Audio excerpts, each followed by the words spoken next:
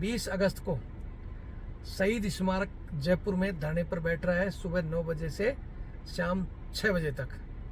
अगर आपको इसका साथ देना है, ये आप लोगों से अपील कर रहा है, नहीं तो ये भी चुपचाप मार खाकर किसी को नहीं बताता और वो, ताकि अगर ये मुद्दा दब गया तो किसी भाई के साथ, दूसरे भाई के साथ हो जाएगा। भाई आज मेरे साथ हुआ है, कल आप हो सकते हो, कल और कोई भाई सिविलियन हो सकता है, कोई और फौजी हो जाएगा। आज मैंने इस आवाज को उठाई है तो मेरी आवाज को दबाने की बहुत कोशिश कर रहे हैं लोग, मेरे को डरा भी रहे हैं, पर मैं लड़ूंगा, आखिरी दम तक लड़ूंगा। हाई कोर्ट में मैंने केस डाल दिया और तब तक लड़ूंगा जब तक उन लोगों को उचित दंड नहीं मिल जाता। ठीक है, तो आप रविंद्र हमारे बड़े भाई साहब हैं, इनको जानते ही होंगे आप, तो इनकी आप सपोर्ट करिए, इनको आपकी जरूरत है, मुझे आपकी जरूरत है। सेना की वर्दी के लिए आप आइए, उस वर्दी की, क्योंकि मुझे मेरी वर्दी से प्यारा कोई नहीं है। मैंने तब 100 डंडे उन्होंने मेरे को मारे, पट्टों से मारा, टॉर्चर किया, लातों से मारा, गाली गलौज करी। गाली गलौज तो मैं आपको बता नहीं सकता, पर गाली गलौज तो उन्होंने मेरे को बहुत गंदी गाली करी थी कि वीडियो पे मैं उसको बता नहीं सकता हूँ। इसलिए मारा कि मैंने ये नहीं बोला कि बोल कि पुलिस सेना की बाप है। तो मैं आपसे यही कहूंगा कि आप ज्यादा से ज्यादा संख्या में पूछकर 20 तारीख को आप, मैं सांकेतिक धरना दे रहा हूं क्योंकि पुलिस का ही, क्योंकि अगर मैं वर्दी के लिए लड़ सकता हूं तो आप भी वर्दी के लिए आ सकते हो। क्योंकि ऐसे मानसिक सोच रखने वाले व्यक्तियों को हम तभी मेरा न्याय होगा, तब तक इन व्यक्तियों को कुछ सजा नहीं मिल जाती, तब तक मैं लड़ता रहूंगा और लास्ट दम तक लड़ूंगा। जय हिंद, जय भारत। आपने इस जवान की अपील सुन ली होगी। मैं फिर कह रहा हूं कि अगर ये जवान मार खा लेता, उस सेना की वर्दी की गरिमा को गिरा देता, तो वो पुलिस वाले इसको नहीं मारते। लेकिन ये उस वर्दी के लिए इसने डंडे खाए, मार खाई, और अभी भी ये धरने पर बैठ रहे हैं। हमारा धरने पर बैठने का कारण क्यों है, मैं आपको ये भी बता देता हूँ। ये मामला आप सबको पता है, हाईलाइट भी हुआ, मंत्री जी भी आए, सब आए, और उन्होंने उनको उसी दिन लाइन हाजिर करके कहा था कि हम इनको 3 दिन के अंदर आगे की कार्रवाई कर देंगे। लेकिन अब हमारी टीम मंत्री जी से भी मिली है, और उसके साथ साथ जो जांच अधिकारी है पारस जैन जी, जिनसे कल मैं मिलने गया, और मेरे साथ ये 4 बंदे और थे। जो जाते ही जिन्होंने यही बोला कि अब और क्या चाहिए, लाइन हाजिर तो हो गए, अब और क्या करोगे, छोड़ो यार धरना धुरना। मैंने कहा कि धरने की एप्लीकेशन लो, हमें परमिशन दो, क्योंकि लाइन हाजिर कोई पनिशमेंट नहीं है। अगर आज उनको लाइन हाजिर करके अगर आप लोग मामले को शांत कर दोगे, तो वो चंद दिनों बाद फिर किसी थाने में जाएंगे, वो फिर वर्दी पहनेंगे, और वो लोग फिर तो और ज्यादा लोगों को मारेंगे कि हम फौजी को मारकर बच गए, हमारा कुछ नहीं बिगड़ा। इसलिए दोबारा ऑन ड्यूटी फौजी को, एक्स सर्विसमैन को और सिविलियन भाई को तो वो चुटकियों में कुछ समझेंगे नहीं, मारेंगे। तो ये ना सोचें कि लड़ाई अरविंद की है, ये ना सोचें कि रविंद्र फौजी की है, सेना की है। ये लड़ाई हर एक आम आदमी की है, ये लड़ाई न्याय और अन्याय की है, और खासकर भारतीय सेना जिसको आप हम हमेशा याद करते हो। जय हिंद, जय भारत, वंदे मातरम।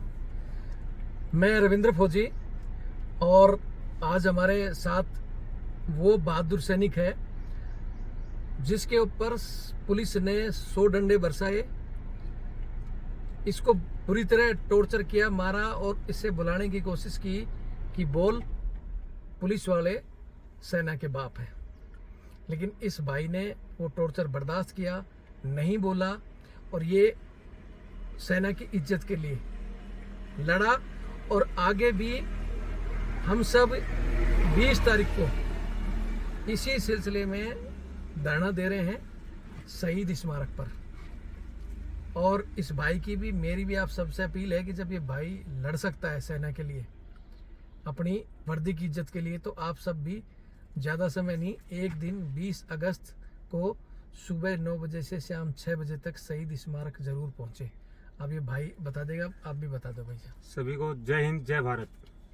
जो घटना मेरे साथ 11 तारीख दिन रविवार को हुई, उस घटना में मेरे को पुलिस वालों ने तब तक मारा कि जब तक भाई उन्होंने ये बोला था कि मेरे को ये बोल कि पुलिस सेना की बाप है, और मेरे द्वारा ये वाक्य नहीं कहे जाने पर उन्होंने मेरे को 100 से समथिंग पट्टे मारे और डंडे मारे।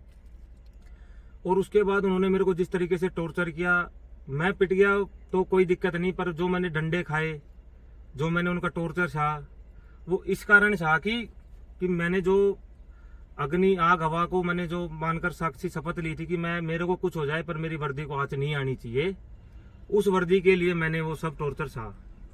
और आज उसको अपडेट दे हुए पुलिस वालों को 3 दिन का अपडेट उन्होंने मांगा था, तो 3 दिन से आज ज्यादा दिन हो गए, 6 या 7 दिन, आज 7वां दिन है। तो उनका अभी तक कोई कार्रवाई, उच्च कार्रवाई नहीं हुई है।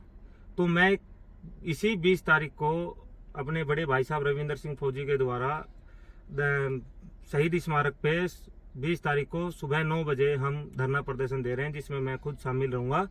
तो आपसे हाथ जोड़ के मेरी ये विनती है कि आप एक दिन के लिए उस वर्दी के लिए आइए, ताकि हम उस वर्दी के लिए अपनी जान गंवा देते हैं।